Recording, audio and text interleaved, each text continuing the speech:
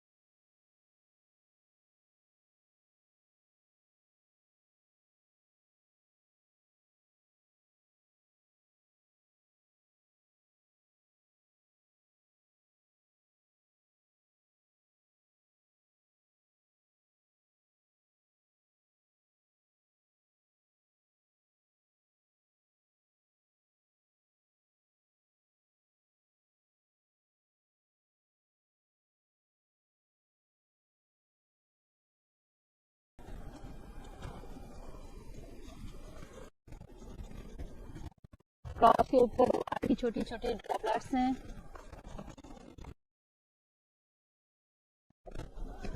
उनके ऊपर जब सन की रेस डल रही हैं तो ऐसा फील हो रहा है कि जैसे हल्की हल्की लाइट सी क्रॉप्स के ऊपर जल रही है।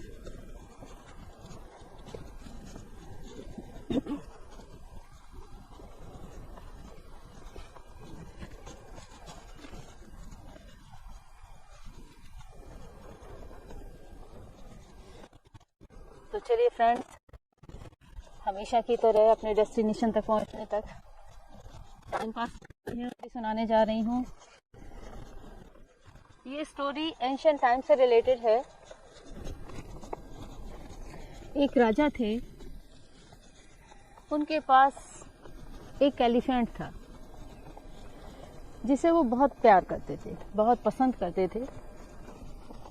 उस एलिफेंट को उन्होंने बचपन से ही पाला था और बचपन से ही उसको इस तरह से ट्रेनिंग दी थी जिससे कि वो वार स्टैटिक्स में एक्सपर्ट हो गया था। जब वो बेबी एलिफेंट बड़ा हुआ तो क्योंकि वो वार टैक्टिक्स अच्छे से जान गया था, तो जब भी राजा लड़ाई के लिए जाते तो उसी हाथी को अपने साथ लेकर के जाते और उस एलिफेंट को पे राइड करके राजा ने बहुत सी जो बैटल थी वो विन की थी। टाइम बीतता गया और जब काफ़ी टाइम निकल गया तो वो जो यंग एलिफेंट था वो ओल्ड हो गया। अब क्योंकि जब ओल्ड हो गया था तो वो काफ़ी फैटी हो गया, उसकी स्किन काफ़ी लूज़ हो गई और आप जानते हैं कि ओल्ड एज में जो एलिफेंट है वो वार के काबिल नहीं रहा।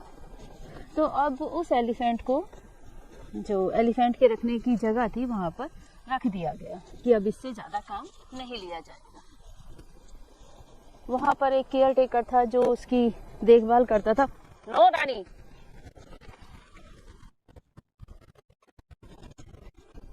फ्रेंड्स आप देख सकते हैं ये रानी है। ये जब भी दूसरे डॉग्स हैं, टाइगर है,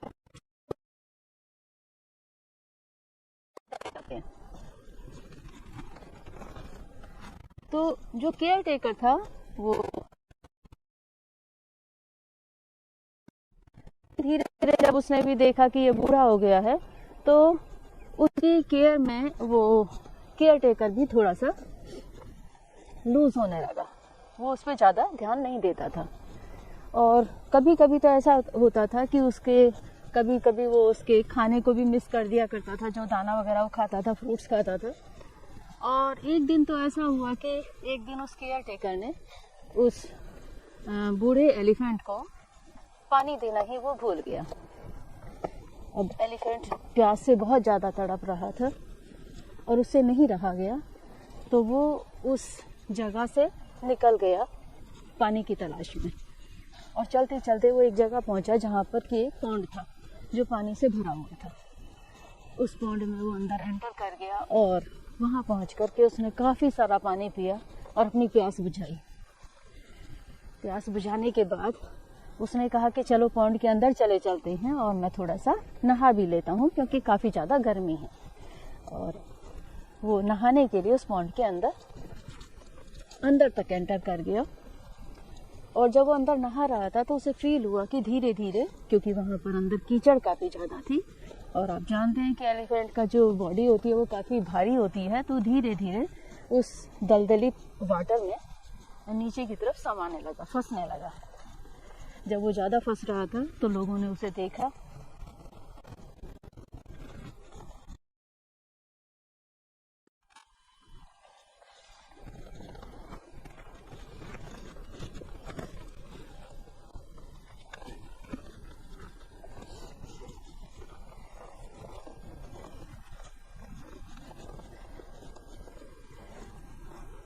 जब वो वाटर के अंदर समाने लगा तो उसे देखने के लिए काफ़ी लोग इकट्ठा हो गए। उन्होंने बहुत कोशिश की कि उस एलिफेंट को बाहर निकाला जाए, लेकिन वो सक्सेसफुल नहीं हुए।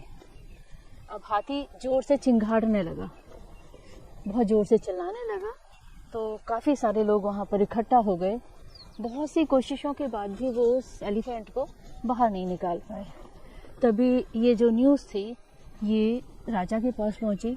राजा भी तुरंत भाग करके उस जगह पर आए और उन्होंने बहुत कोशिश की, बहुत से लोगों को लगाया कि किसी तरीके से एलिफेंट को बाहर निकाल लिया जाए, लेकिन वो सक्सेसफुल नहीं हो पा रहे थे। तभी उन्होंने अपने मिनिस्टर से पूछा कि क्या किया जाए।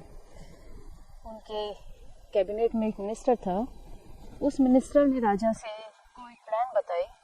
उस प्लान के अनुसार कि शायद हो सकता है कि इस प्लान के अकॉर्डिंगली हम इस एलिफेंट को पॉन्ड से बाहर निकाल सकते हैं और इसकी जान बच सकती है। उस प्लान के अकॉर्डिंगली हुआ क्या कि बहुत से लोगों को इकट्ठा किया गया, उनको जो सोल्जर्स थे उनकी ड्रेस पहनाई गई और वो वाद्य यंत्र मंगाए गए जो जब लड़ाई होती थी उस टाइम बजाए जाते थे।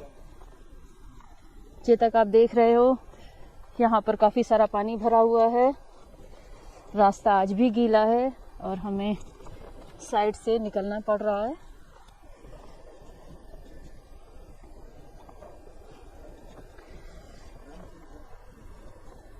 Come on Chetak, come on, yes. What happened, Chetak?